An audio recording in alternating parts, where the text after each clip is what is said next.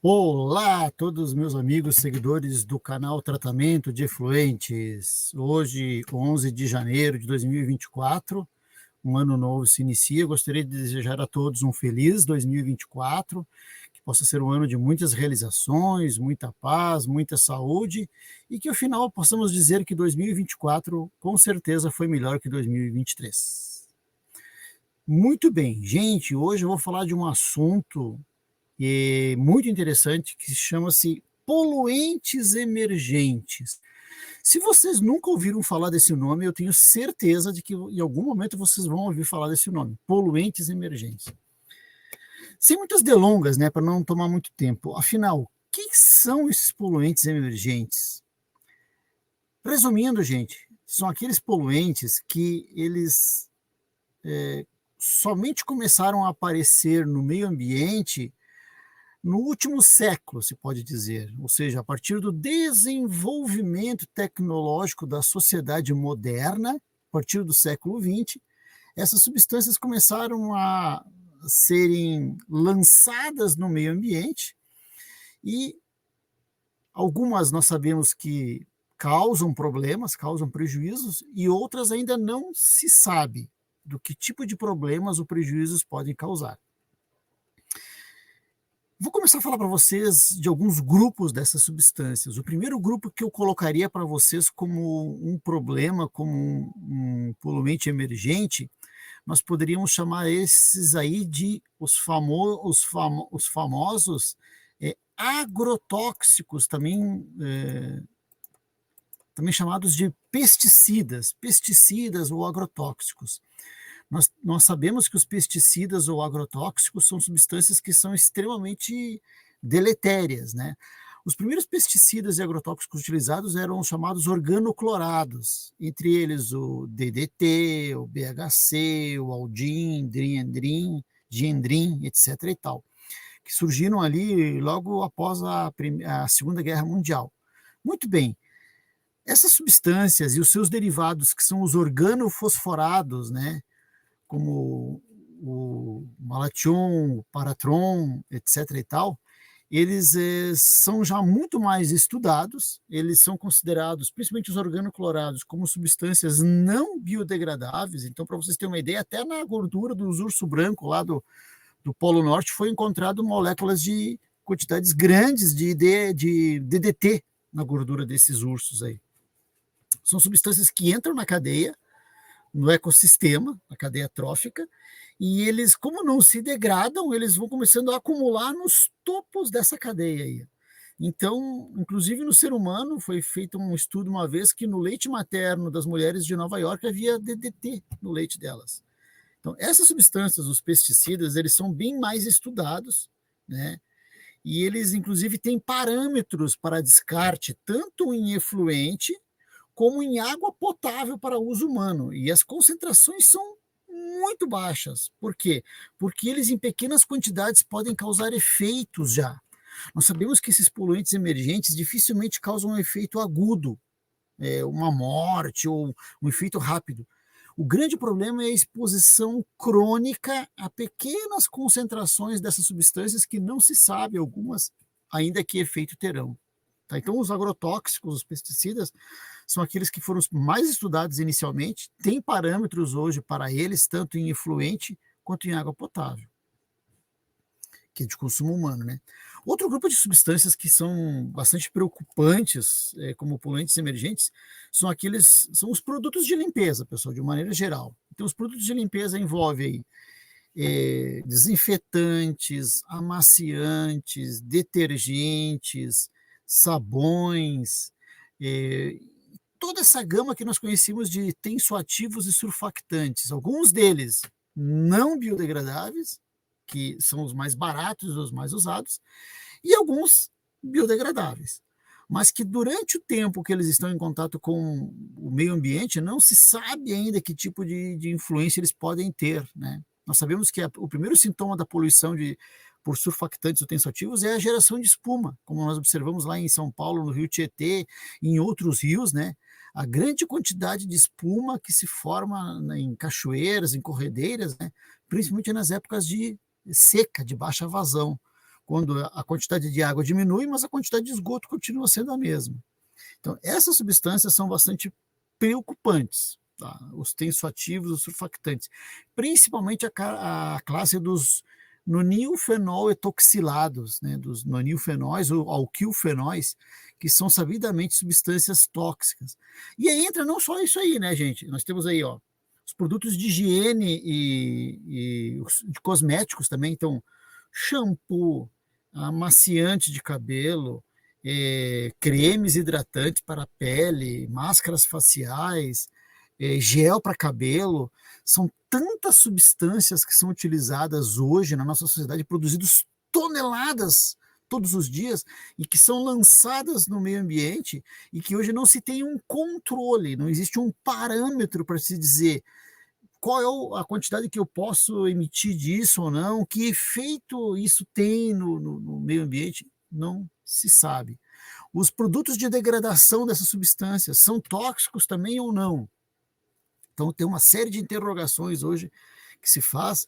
Existem bastante estudos já de universidades que estão fazendo, mas ainda assim não existe nada conclusivo sobre isso aí. Outro grupo de produtos que a gente pode considerar, que eu considero como um dos que se tem maior preocupação hoje em dia, são os chamados fármacos ou medicamentos.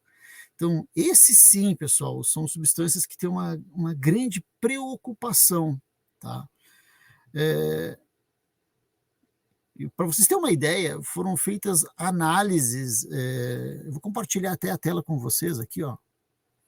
No ano de 2017, foi feito algumas análises na água superficial da represa de Guarapiranga, em São Paulo. Foram feitos utilizados 14 pontos de coleta na superfície e resultaram em 42 amostras. E se verificou a ocorrência de alguns fármacos nessas amostras. E olha só que interessante, em 100% das amostras, ou seja, em todas as 42 amostras, foi detectado cafeína. E olha, se a gente for ver quanto café se toma todo dia, é uma quantidade grande. E o que essa cafeína, essa molécula, pode causar lá no ecossistema, né? Não se tem ainda estudos. Depois nós temos aqui, ó, em 98% das amostras, atenolol, né, que é um produto para doenças cardiovasculares, 98%. 95% carbamazepina, que é um produto para o tratamento de epilepsia. Agora, olha que curioso esse, ó. 93% das amostras teve detecção de benzoilecgonina, que é um produto do metabolismo da cocaína no ser humano, no organismo. Então, o que tem de gente usando droga não é pouca coisa, né? Foi detectada na água da represa de Guarapiranga. Clortalidona, que é um remédio para hipertensão, né? Ele, na verdade, ele é um diurético, né? A própria cocaína, em 76% das amostras, acetaminofeno, que é o princípio ativo do paracetamol, em 74% das amostras, e a losartana, para hipertensão, em 67% das amostras. Olha só que loucura, né, gente? E como é que esses produtos chegam nessa água, né? Bom, nós sabemos que as pessoas usam remédios, compram. O Brasil é um grande consumidor de medicamentos, né? São toneladas de medicamentos produzidos todos os dias, consumidos, e que quando a gente absorve esses medicamentos, seja por ingestão, ou por injeções, ou por inalação, quando nós fizemos a excreção desse medicamento, parte dele é excretado na forma in natura, sem ser metabolizado, na forma normal dele, e essa porcentagem varia de medicamento para medicamento. Por exemplo, a metformina, que é um medicamento utilizado para o tratamento o controle do diabetes, 100% da dose que o paciente ingere, ela é eliminada na urina. Ou seja, nada é metabolizado no organismo. Ele só faz a função dele, que é controlar a glicose, não é metabolizado e é excretado na forma in natura. Outros medicamentos 70% in natura, 60%, 50%, 30%, 10%. Cada medicamento tem a sua faixa de excreção in natura ou metabolizada. Então, por exemplo, um antibiótico, né? Parte excretado na forma de antibiótico mesmo, e outra parte em um metabólito dele. Só que aqui vem um detalhe, né? Nem sempre o metabólito, ou seja, a substância que é resultado do metabolismo da original, algumas vezes ele é mais tóxico que o original. E um exemplo que eu vou dar para vocês é a famosa dipirona, que é um analgésico, né, que é vendido no Brasil, se consome toneladas disso aí. Em outros países, como Estados Unidos e alguns países europeus, ela é proibida. A dipirona é interditado, não pode ser vendido, né, é um medicamento proibido. Mas no Brasil se consome muito. Por que nesses países é proibido? Porque o metabólito da dipirona é mais tóxico do que a própria dipirona. E existe a suspeita que ele está relacionado a alguns tipos de cânceres, né? Então, vocês estão vendo que existe essa possibilidade. Outra grande fonte de fármacos, gente, é a criação de animais, tá? Então, a criação de animais, como a vaca, boi, o gado, né, ovelhas, os porcos, aves e tal, esses animais eles recebem uma carga muito grande de fármacos para evitar que eles fiquem doentes e isso cause um prejuízo muito grande ao criador. E esses animais vão eliminar esses fármacos e isso vai acabar indo para o meio ambiente, né, para o solo, para o corpo hídrico e tal, de alguma forma, seja na forma original, seja na forma de metabólito. A título de curiosidade, pessoal, na década de 50, 60, houve um hormônio, que essa também é outra grande preocupação, que são os hormônios, né? Existia um hormônio chamado dietilestilbestrol, que era adicionado na ração do gado, dos bois e vacas, porque ele é um hormônio feminino, é um estrógeno, e ele promove um ganho muito acelerado de massa muscular nos animais. Então eles engordavam, né? Ganhavam massa mais rapidamente com esse hormônio. Inclusive, esse hormônio também era ministrado para mulheres grávidas, porque se acreditava que ele ajudasse na gravidez e evitasse abortos de fetos prematuros e, inclusive, melhorasse o estado da gravidez. Só que depois se descobriu que esse hormônio estava relacionado a um grande índice, uma grande taxa de câncer de mama, de ovário e de útero. Então, depois ele foi proibido. Só que nessa época se descobriu que, inclusive, na própria carne dos animais que eram abatidos, a carne desses animais continha esse hormônio dietilestilbestrol. Olha que pepino, né? E o que esse hormônio excretado na urina e nas fezes desses animais pode causar lá no corpo receptor, nos peixes, nas algas, no sistema como um todo? E se ele chegar na água potável que é administrada para o consumo humano, o que pode causar? Então, os hormônios hoje é uma grande preocupação também. Hormônios, seja para clínicas com anabolizantes, clínicas de estética, os próprios anticoncepcionais, né, que são à base de estrógenos, né, progesterona, ou então estrogênio, a quantidade deles que é excretada todos os dias no esgoto é bastante grande. Inclusive, existem estudos em rios da Inglaterra onde a taxa desses hormônios era um pouco mais elevada, se verificou que houve uma efeminização dos peixes machos, ou seja, os peixes machos acabaram, pela exposição muito grande a esses hormônios femininos, acabaram perdendo a sua capacidade reprodutiva. Né? Olha só que pepino, né? E em quantidades, pessoal, extremamente pequenas, porque um hormônio administrado numa pessoa, uma quantidade minúscula já causa um efeito. Então, existe essa grande preocupação do que esses disruptores endócrinos, que pode se dizer assim, né, possam causar tanto lá no ecossistema, quanto para nós depois, na questão da água, né, que nós ingerimos e nos alimentos que são irrigados com essa água que nós ingerimos também. Então, existe essa grande preocupação com respeito a isso. Só para vocês terem uma ideia, existem 6 medicamentos vendidos no Brasil hoje, que só eles representam quase 30% de toda a venda de medicamentos no Brasil. Tá? Entre eles, eu vou dizer, existe a dipirona, já falei para vocês agora, a dipirona, o paracetamol, agrotóxicos, são 2 analgésicos que são vendidos assim a rodo nas farmácias, né? E que eles acabam fazendo parte dos nossos dejetos, né?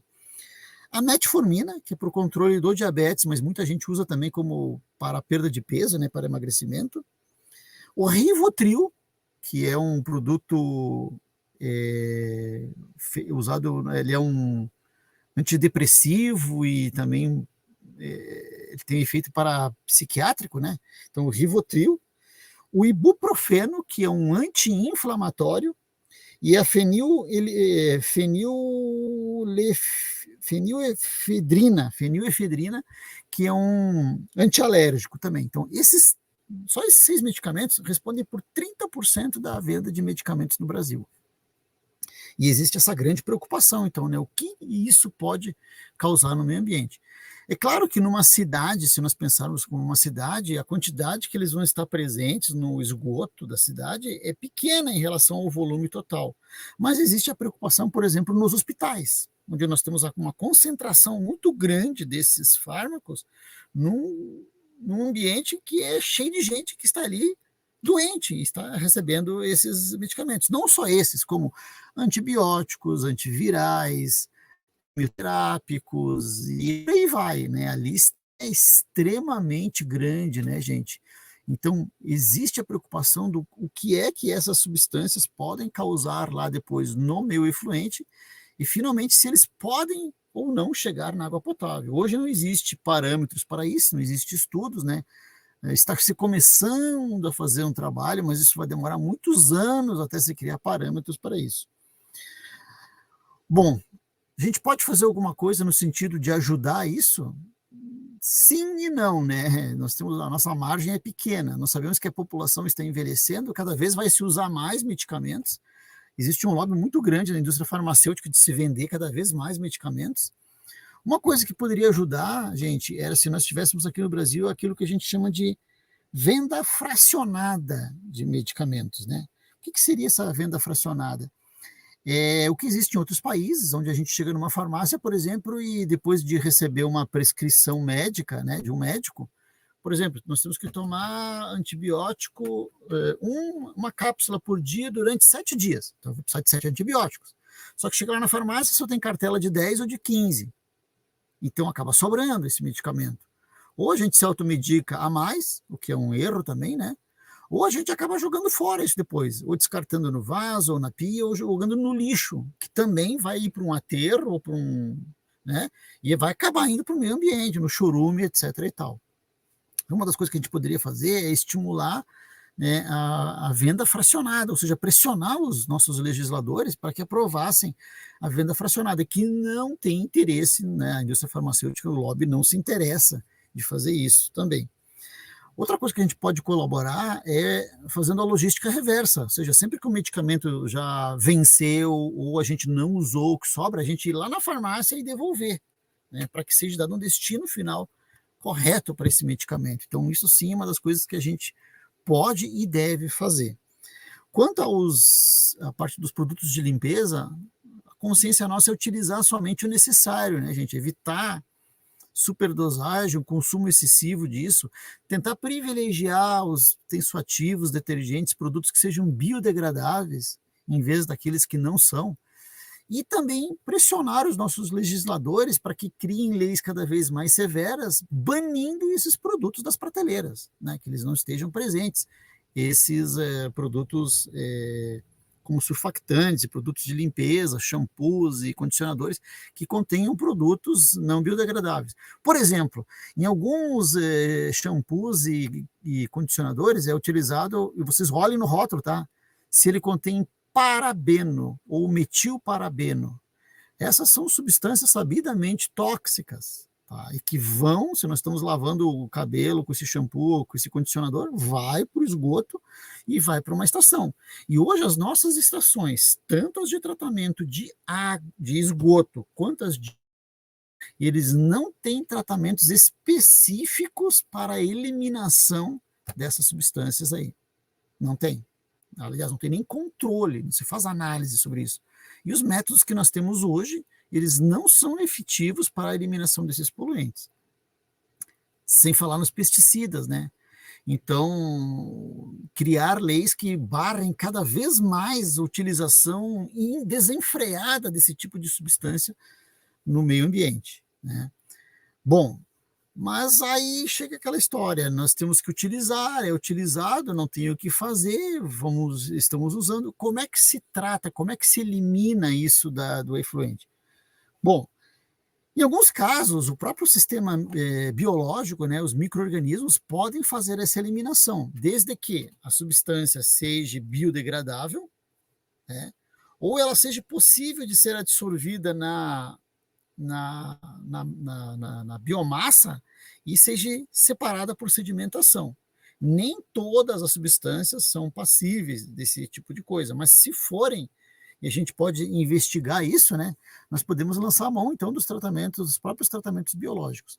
Ah, pessoal, outra parênteses aqui agora, para complementar, outro tipo de poluente emergente que tem uma preocupação bastante grande nos dias de hoje, são os novos produtos à base de nanotecnologia, tá? Em nanopartículas, na verdade, vamos dizer assim.